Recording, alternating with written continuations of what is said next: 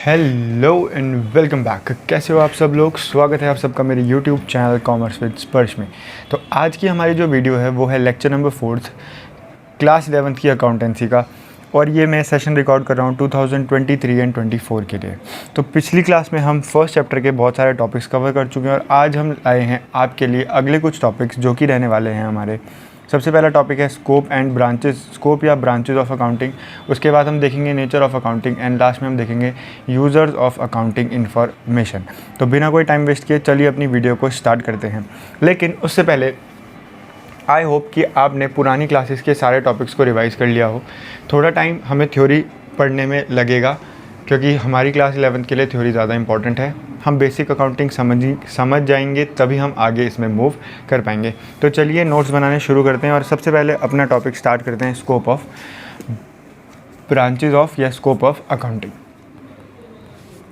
देखो, स्कोप या branches of accounting से आपको क्या समझ आता है।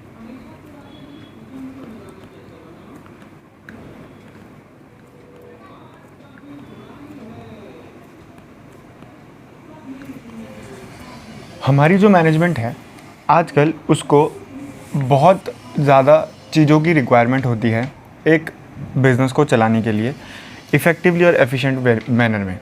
तो उन्हीं चीज़ों को फुलफ़िल करने के लिए अकाउंटिंग की जो स्कोप है वो वाइडर हो चुका है। अकाउंटिंग का जो स्कोप है वो वाइडर हो चुका है। उसकी बहुत सारी ब्रांचेज़ हैं जिन ब्रांचेज़ को हमें यहाँ पे स्टडी करना है।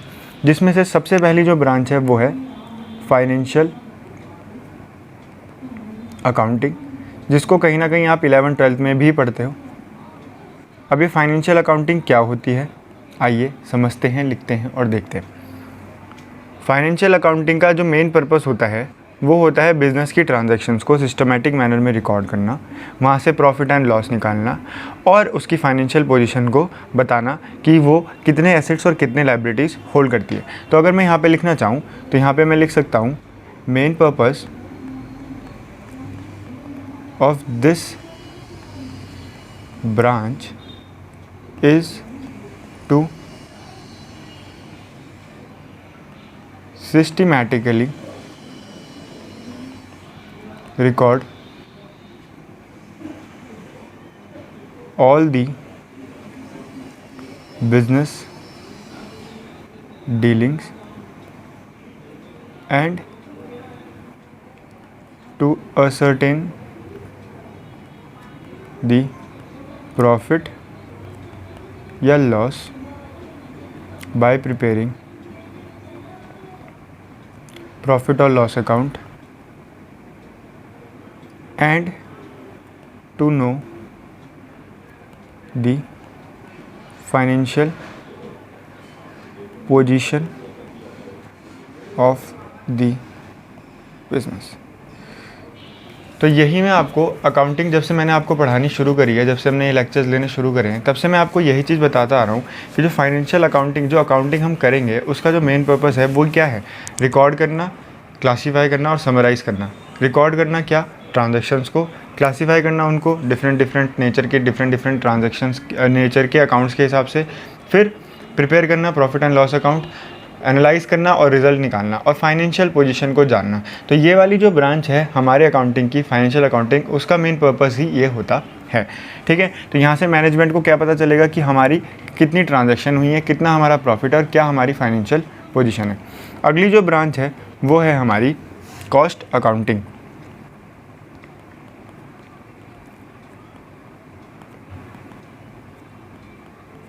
अब इस ब्रांच के नाम से ही हमें पता चल रहा है कि इस ब्रांच का मतलब क्या है, कॉस्ट। किसी भी चीज़ की कॉस्ट को असरटेन अगर हमें करना है, किसी भी चीज़ मतलब कितनी गुड्स हमने प्रोड्यूस करी, कितनी गुड्स हमने सेल करी, उन सेल करी हुई गुड्स की कितनी कॉस्ट हमें लगी, उस कॉस्ट को असरटेन करना किस ब्रांच का काम है, कॉस्ट अकाउंटिंग का।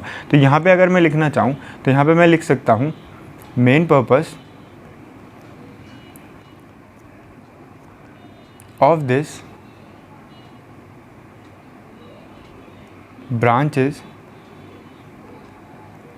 to ascertain the cost of the goods of the goods produced or services rendered। अब कॉस्ट या तो टोटल हो सकती है या फिर कॉस्ट पर यूनिट हो सकती है। मतलब हम टोटल में भी कॉस्ट को निकालेंगे या फिर एक यूनिट की कितनी कॉस्ट है वो भी निकालेंगे। थर्ड जो हमारी ब्रांच है वो है मैनेजमेंट अकाउंटिंग। ये मैनेजमेंट के लिए सबसे ज़्यादा इम्पॉर्टेंट होती है, क्योंकि इस वाली अकाउंटिंग की ब्रांच में हमें एनालिसिस करना होता है हर एक चीज़ का, ताकि हम डिसीजन मेकिंग कर सकें। तो यहाँ पे मैं लिखना चाहूँगा, तो यहाँ पे लिखूँगा कि इसका जो मेन पर्पस है, इस वाली ब्रांच का जो मेन पर्पस है वो है main purpose of this branch is to present the information, to present the accounting information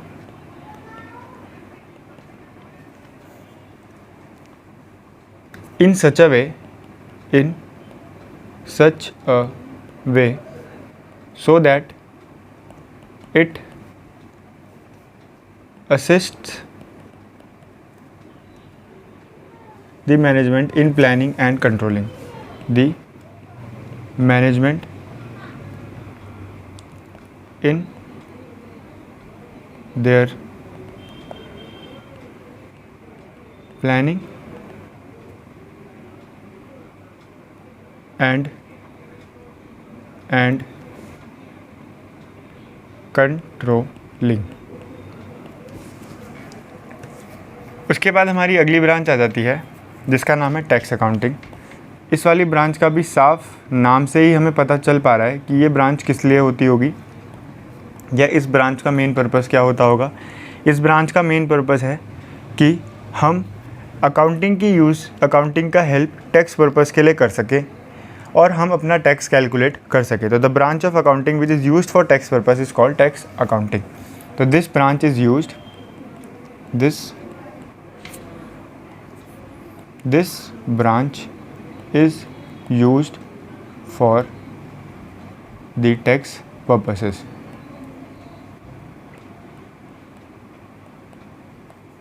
ठीक है जी। अब हमारी लास्ट जो ब्रांच है वो है सोशल रिस्पॉन्सिबिलिटी अकाउंटिंग। सुन के अजीब लग रहा होगा कि सर ये क्या है, अभी समझाते हैं, पहले लिखते हैं फिर समझते हैं। Social responsibility accounting. I hope आप साथ साथ नोट्स बनाते हुए चल रहे होंगे। अगर आप साथ साथ नोट्स नहीं बना रहे हैं, सिर्फ सुन रहे हैं, तो that is your wish, but मेरे हिसाब से आपको नोट्स भी बनाते हुए चलना चाहिए। ठीक है। सोशल रिस्पॉन्सिबिलिटी अकाउंटिंग, देखो हमारी सोसाइटी हमें बहुत कुछ प्रोवाइड करती है, बहुत सारे रिसोर्सेज प्रोवाइड करती है। जो बिज़नेस हम कर रहे हैं वो बिज़नेस भी हम कहीं ना कहीं सोसाइटी के बीच में रहते हुए कर रहे हैं। तो हमारे बिज़नेस की एक रिस्पॉन्सिबिलिटी होती है कि हम सोसाइटी को कुछ ना कुछ इन रिटर्न दें। तो उस इन रिटर्न देने के लिए जो भी हमें आइडेंटिफिकेशन, जो भी हमें मेजरिंग, जो भी हमें कम्युनिकेशन करना होता है, उस कम्युनिकेशन को हम सोशल रिस्पॉन्सिबिलिटी अकाउंटिंग बोलते हैं। तो बेसिकली हमारे बिज़नेस को सोसाइटी की तरफ कितना कंट्रीब्यूट करना है, उस चीज़ को आइडेंटिफाई करना, मेजर करना, वो सब चीज़ें हमारी सोशल रिस्पॉन्सिबिलिटी अकाउंटिंग के अंदर आती है।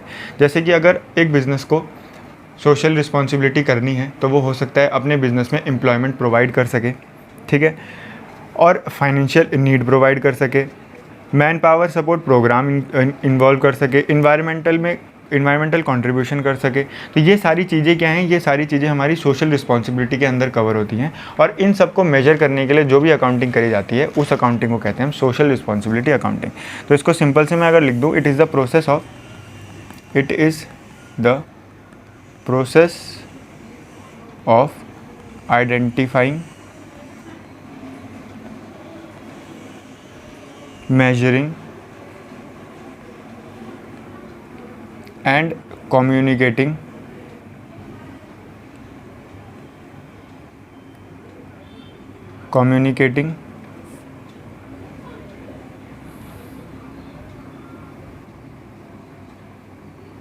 the contribution of the business, the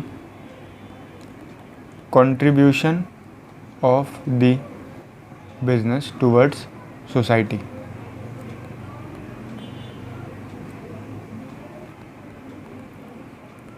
तो आई होप आपको स्कोप और ब्रांचेज ऑफ अकाउंटिंग समझ आई होगी।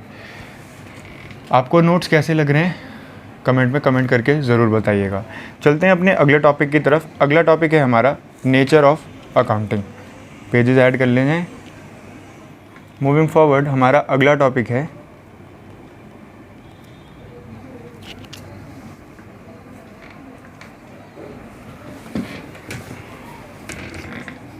Nature of accounting. अब अकाउंटिंग के नेचर में कौन कौन सी चीज़ें हमें देखने को मिलती हैं वो समझते हैं। ज़्यादा इंपॉर्टेंट नहीं है, ज़्यादा टाइम नहीं लगाऊंगा, सीधा पॉइंटर्स लिखूंगा और समझाने की कोशिश करूंगा। सबसे पहला नेचर का पॉइंट हमारे अकाउंटिंग का क्या है कि वो सिर्फ इकोनॉमिक इवेंट्स को रिकॉर्ड करता है। जहाँ पर इकोनॉमिक इवेंट प्रेजेंट नहीं होता, जिस भी ट्रांजैक्शन में इकोनॉमिक इवेंट प्रेजेंट नहीं होता है, जहाँ पे भी इकोनॉमिक इवेंट नहीं होता, उस चीज़ को अकाउंटिंग रिकॉर्ड नहीं करता।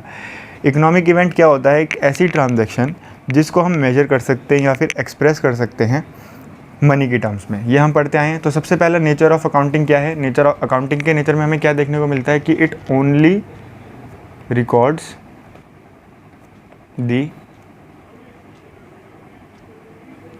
Economic events. और इकोनॉमिक इवेंट्स क्या होते हैं? इकोनॉमिक इवेंट्स होते हैं ट्रांजैक्शन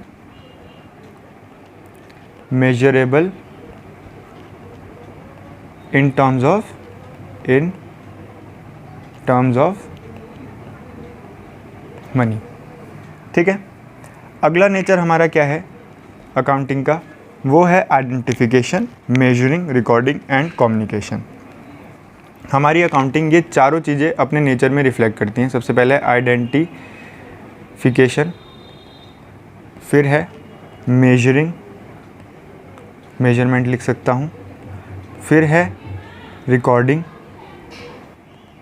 एंड लास्ट है कम्युनिकेशन। पॉइंट लिखते चलेंगे साथ साथ। इसके अंदर ऐसा लिखने वाला ऐसा कुछ नहीं है। हमारी अकाउंटिंग ये शो करती है अपने नेचर में कि सबसे पहले वो आइडेंटिफाई करती है। किन चीज़ों को आइडेंटिफाई करती है? वो ट्रांजैक्शन जिनको उसे रिकॉर्ड करना है, वो एक्टिविटीज़ जो फाइनेंशियल कैरेक्टर की हैं और अपनी ऑर्गेनाइजेशन से रिलेट करती हैं। तो अगर मैं शॉर्ट में लिखना चाहूँ तो यहाँ पे मैं लिख सकता हूँ जो रिकॉर्ड करनी है, जो फाइनेंशियल नेचर की हैं, जो ऑर्गेनाइजेशन से रिलेटेड हैं, वो सारी ट्रांजैक्शन आइडेंटिफाई करना अकाउंटिंग का नेचर है। उसके बाद मेजर क्या करता है? जो भी ये आइडेंटिफाइड ट्रांजैक्शन है उनको वो मनी के फॉर्म में मेजर करता है। जो भी ये मनी की फॉर्म में मेजर करी हुई ट्रांजैक्शन है इनको उसे कहीं ना कहीं रिकॉर्ड करना है और फिर लास्ट में उसको ये चीज़ कम्युनिकेट करनी है to the parties related with the organisation. ये हम पढ़ते आए हैं और यही हमने दोबारा से नेचर में भी देखा। थर्ड पॉइंट है हमारा जो कि है organisation. What is this organisation?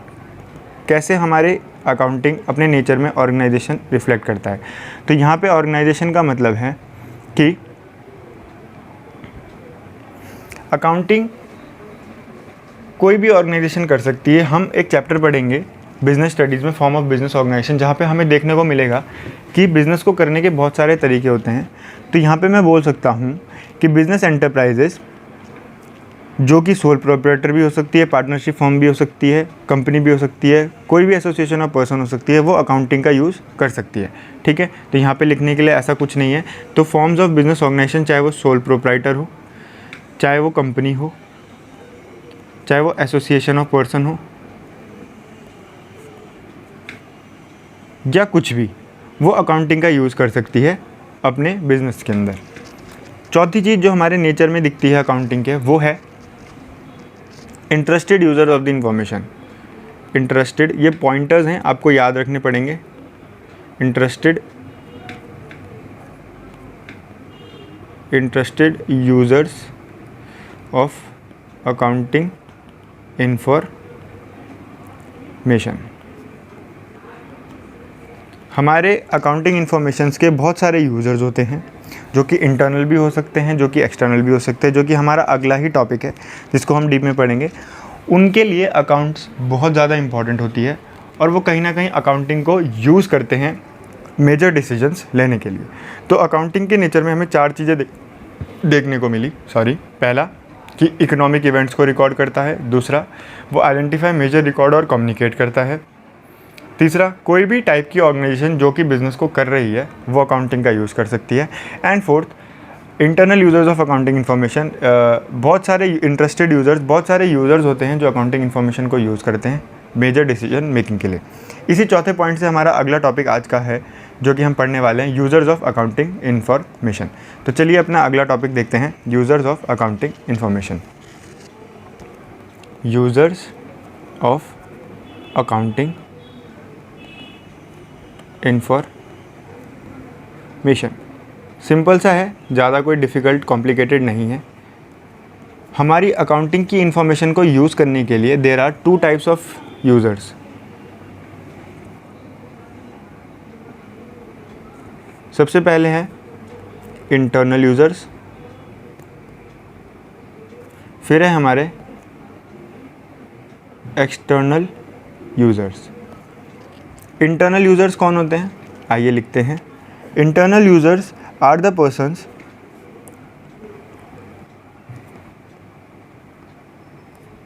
who have direct interest in the business, जिनका बिजनेस में डायरेक्ट इंटरेस्ट है। यहाँ पे 2 तरीके के इंटरनल यूज़र्स होते हैं, एक होता है ओनर, और दूसरी होती है मैनेजमेंट। ओनर अकाउंटिंग इन्फॉर्मेशन को किस तरीके से यूज़ करता है, ओनर ने अपनी कैपिटल कंट्रीब्यूट करी होती है तो वो प्रॉफिटेबिलिटी चेक करने के लिए और कितना फाइनेंशियली साउंड है उसका बिज़नेस, उस चीज़ को चेक करने के लिए अकाउंटिंग इन्फॉर्मेशन यूज़ करता है। मैनेजमेंट अकाउंटिंग क्यों यूज़ करती है, मैनेजमेंट अकाउंटिंग इन्फॉर्मेशन इसलिए यूज़ करती है ताकि वो बिज़नेस को इफ़ेक्टिव और एफिशिएंटली रन कर सके। तो इफ़ेक्टिव और एफिशिएंट रनिंग के लिए वो अकाउंटिंग को यूज़ कर सकती है। And for decision making. ठीक है जी, तो हमारे 2 तरीके के यूज़र्स होते हैं, इंटरनल और एक्सटर्नल। इंटरनल यूज़र्स वो होते हैं जिनका डायरेक्ट इंटरेस्ट होता है हमारे बिज़नेस में, जो कि 2 होते हैं, ओनर्स और मैनेजमेंट। ओनर क्या करता है, ओनर कैपिटल कंट्रीब्यूट करता है तो अपने बिज़नेस की प्रॉफिटेबिलिटी और फाइनेंशियली कितना साउंड है उसका बिज़नेस, वो चेक करने के लिए अकाउंटिंग यूज़ करता है। मैनेजमेंट को इफेक्टिव और एफिशिएंट रनिंग के लिए, डिसीजन मेकिंग के लिए अकाउंटिंग की ज़रूरत पड़ती है। अब एक्सटर्नल यूज़र्स कौन होते हैं, एक्सटर्नल यूज़र्स वो इंडिविजुअल्स या वो ऑर्गेनाइजेशन है जिनका या तो प्रेजेंट में या तो फ्यूचर में कोई ना कोई इंटरेस्ट है हमारे बिज़नेस के अंदर, उनको हम एक्सटर्नल यूज़र्स कहते हैं। ठीक है, तो मैं यहाँ पे लिखना चाहूँ तो लिख सकता हूँ, इंडिविजुअल और organisation who have either in present or future interest in our business। इसके कुछ टिपिकल एग्जांपल्स अगर मैं लिखना चाहूँ तो जैसे कि इन्वेस्टर्स हो गए, इन्वेस्टर्स को प्रेजेंट में भी इंटरेस्ट है, फ्यूचर में भी इंटरेस्ट है। दूसरा हमारे क्रेडिटर्स हो गए। तीसरा हमारा एम्प्लॉयज़ हो गए। चौथा अगर मैं बात करूं तो गवर्नमेंट हो गई, गवर्नमेंट अथॉरिटीज़ हो गई। पांचवा हमारी कॉम्पिटिटर्स हो गए। तो ये सब क्या हैं, हमारे एक्सटर्नल यूज़र्स हैं। तो होप आपको ये चीज़ समझ आई होगी। एक बार फटाफट से रिकॉल कर देता हूँ। हमारे 2 तरीके के अकाउंटिंग इन्फॉर्मेशन के यूज़र होते हैं। पहला यूज़र होता है हमारा इंटरनल यूज़र, दूसरा होता है हमारा एक्सटर्नल यूज़र। इंटरनल यूज़र वो लोग होते हैं जो डायरेक्टली इंटरेस्टेड होते हैं हमारे बिज़नेस में, ओनर और मैनेजमेंट। फिर आते हैं हमारे एक्सटर्नल यूज़र्स जो कि वो इंडिविजुअल या वो ऑर्गेनाइजेशन हो सकती है जिनका प्रेजेंट में या तो फ्यूचर में इंटरेस्ट है हमारे बिजनेस के अंदर, जिनके मैंने कुछ एग्जांपल लिखे जैसे कि investors, creditors, employees, government authorities या फिर कॉम्पिटिटर्स। तो आज की इस वीडियो में हमने अपने 3 मेजर टॉपिक कवर करे। सबसे पहले हमने कवर किया ब्रांचेज ऑफ अकाउंटिंग, जिसके अंदर हमने पाँच ब्रांचेस के बारे में स्टडी किया। फिर हमने नेचर समझा अकाउंटिंग का, जो कि बहुत छोटा और अनइम्पॉर्टेंट था। उसके बाद हमने यूज़र्स के बारे में पढ़ा कि अकाउंटिंग यूज़र्स के अकाउंटिंग इन्फॉर्मेशन के कितने यूज़र्स होते हैं। ठीक है, तो इस वीडियो में फ़िलहाल इतना ही। होप आपको वीडियो अच्छी लगी हो। अगर आप यहाँ तक आ गए हैं इस वीडियो में तो होप आप वीडियो को लाइक करे बिना नहीं जाएंगे। अपने दोस्तों के साथ वीडियो शेयर करें, चैनल को सब्सक्राइब करें। अगर चैनल पर नए हैं, बेल नोटिफिकेशन आइकन को दबा दीजिए ताकि जब भी मैं कोई वीडियो पोस्ट करूं आप तक उसकी नोटिफिकेशन सबसे पहले पहुंच जाए। Thank you for watching this video. Stay connected, stay fit and stay happy. जय हिंद।